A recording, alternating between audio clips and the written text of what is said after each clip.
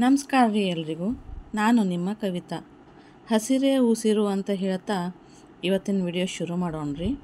ಬರ್ರಿ, ಇವತ್ತು ಮಕ್ಕಳು ಪಲಾವ್ ಬೇಕಂದಾಗ ಮನೆಯಾಗಿರುವಂತಹ ಕಾಯಿಪಲ್ಯ ಹಾಕ್ಕೊಂಡು ಸುಲಭವಾಗಿ ಕಡಿಮೆ ಸಾಮಗ್ರಿಗಳನ್ನ ಉಪಯೋಗಿಸ್ಕೊಂಡು ಪಲಾವ್ ಹೇಗೆ ಮಾಡೋದು ಅಂತ ನೋಡೋಣ ಬರ್ರಿ. ಮೊದಲಿಗೆ ಬೇಕಾಗಿರೋ ಸಾಮಗ್ರಿಗಳು 2 ಏಲಕ್ಕಿ, 6 ಲವಂಗ, 6 ಮೆಣಸಿನಕಾಳು, 2 ಅನಾನಸ್ ಹೂವು, 3 ಪಲಾವ್ ಎಲೆ ಮತ್ತು 3 ಹೋಳಿದ ಉಳ್ಳಾಗಡ್ಡಿ, 2 ಹೋಳಿದ ಬಟಾಟಿ, 2 ಹೋಳಿದ ಗಜ್ಜರಿ,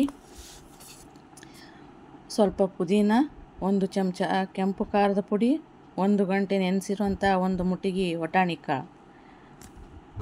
ಈಗ ಏಲಕ್ಕಿ, ಲವಂಗ, ಮೆಣಸಿನಕಾಳು, ಅನಾನಸ್ ಹೂವು ಮತ್ತು ಪಲಾವ್ ಎಲೆ ಹಾಗೂ ಪುದೀನ ಹಾಕ್ಕೊಂಡು ರುಬ್ಕೊಳ್ಳೋಣ್ರಿ. ಗ್ಯಾಸ್ ಸ್ಟವ್ ಆನ್ ಮಾಡಿ ಕುಕ್ಕರ್ ಇಟ್ಟು 5 ಚಮಚ ಎಣ್ಣೆ ಹಾಕಿ ಗ್ಯಾಸ್ನ ಮೀಡಿಯಮ್ ಫ್ಲೇಮ್ನಲ್ಲಿ ಇಡೋಣ್ರಿ. ಎಣ್ಣೆ ಚಲೋ ಹೊತ್ತಿನಾಗೆ ಕಾಯ್ದ ನಂತರ ಹೋಳಿದಂತಹ 3 ಉಳ್ಳಾಗಡ್ಡಿನ ಎಣ್ಣೆಗೆ ಹಾಕ್ಕೊಂಡ್ರಿ.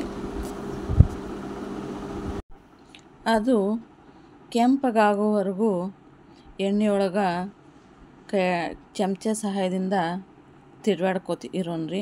ಅದು ಕೆಂಪು ಹೊಂಬಣ್ಣ ಬಂದಾಗ ಹೋಳಿದಂಥ ಬಟಾಟಿ, ಗಜ್ಜರಿ ಹಾಕಿ ಎಣ್ಣೆಯೊಳಗೆ ಸರಿಯಾಗಿ ಮಿಕ್ಸ್ ಮಾಡೋಣ್ರಿ. ಅದು ಒಂದು 2 ನಿಮಿಷ ಎಣ್ಣೆಯೊಳಗೆ ಹುರಿದ ನಂತರ ನೆನೆಸ್ಕೊಂಡಿರೋಂತಹ ವಟಾಣಿ ಕಾಳನ್ನ ಹಾಕ್ಕೊಂಡ್ರಿ.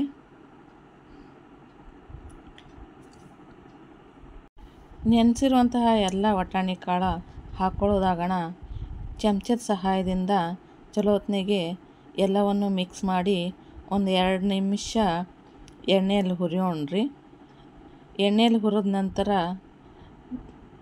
ರುಬ್ಬಿಕೊಂಡಿರುವಂತಹ ಮಸಾಲೆಯನ್ನು ಒಗ್ಗರಣೆಗೆ ಹಾಕ್ಕೊಂಡು ಅದ್ರ ಹಸಿ ವಾಸನೆ ಹೋಗೋವರೆಗೂ ಎಣ್ಣೆಯಲ್ಲಿ ಚೆನ್ನಾಗಿ ಮಿಕ್ಸ್ ಮಾಡೋಣ್ರಿ.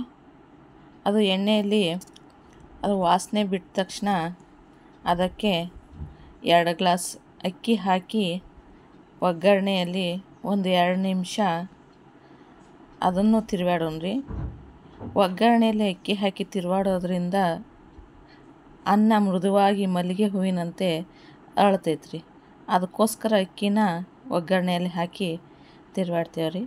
ಅದಕ್ಕೆ ರುಚಿಗೆ ತಕ್ಕಷ್ಟು ಉಪ್ಪು ಹಾಕಿ ಮತ್ತೆ ಒಂದು 2 ನಿಮಿಷ ಸರಿಯಾಗಿ ಮಿಕ್ಸ್ ಮಾಡೋಣ್ರಿ. ಅದಾದ ನಂತರ 1 ಚಮಚ ಕೆಂಪು ಖಾರ ಹಾಕ್ಕೊಂಡ್ರಿ. ಮಸಾಲೆಯಲ್ಲಿ ಸ್ವಲ್ಪ ಖಾರ ಇರೋದ್ರಿಂದ ಸ್ವಲ್ಪ ಖಾರ ಹಾಕ್ಕೊಂಡ್ರಿ. ನಿಮಗೆ ಖಾರ ಹೆಚ್ಚಿಗೆ ಬೇಕಾದಲ್ಲಿ ನೀವು ಸ್ವಲ್ಪ ಹೆಚ್ಚಿಗೆ ಹಾಕ್ಕೋರಿ. ಅದಕ್ಕೆ 5 ಗ್ಲಾಸ್ ನೀರು ಹಾಕಿ ಎಲ್ಲವನ್ನು ಚಲೋ ಹೊತ್ತಿನಾಗೆ ಮಿಕ್ಸ್ ಮಾಡಿ ಕುಕ್ಕರ್ ಮುಚ್ಚಿ 3 ಸೀಟಿ ಹೊಡೆಸೋಳಣ್ರಿ. ಅದು ತಣ್ಣಗಾದ ನಂತರ ಕುಕ್ಕರ್ ತೆಗೆದ್ರೆ ನೋಡಿರಿ ಎಷ್ಟು ಚೆಂದ ಘಮ ಘಮ ಅಂತ ವಾಸ ಬರ್ತಾಯಿದೆ, ಹೊಗೆ ಬರ್ತಾಯಿದೆ. ಮಲ್ಲಿಗೆ ಹೂವಿನಂತೆ ಪಲಾವ್ ಅರಳಿದೆ ರೀ. ಈಗ ಪಲಾವ್ ತಯಾರಾಗಿದೆ ರೀ. ಈ ವಿಡಿಯೋ ನಿಮಗೆ ಇಷ್ಟವಾದಲ್ಲಿ ಲೈಕ್ ಮಾಡಿರಿ, ಶೇರ್ ಮಾಡಿರಿ ಹಾಗೂ ಸಬ್ಸ್ಕ್ರೈಬ್ ಮಾಡಿರಿ. ಹೀಗೆ ಮುಂದಿನ ವಿಡಿಯೋದೊಂದಿಗೆ ಮತ್ತೆ ಭೇಟಿಯಾಗೋಣ. ಧನ್ಯವಾದಗಳು.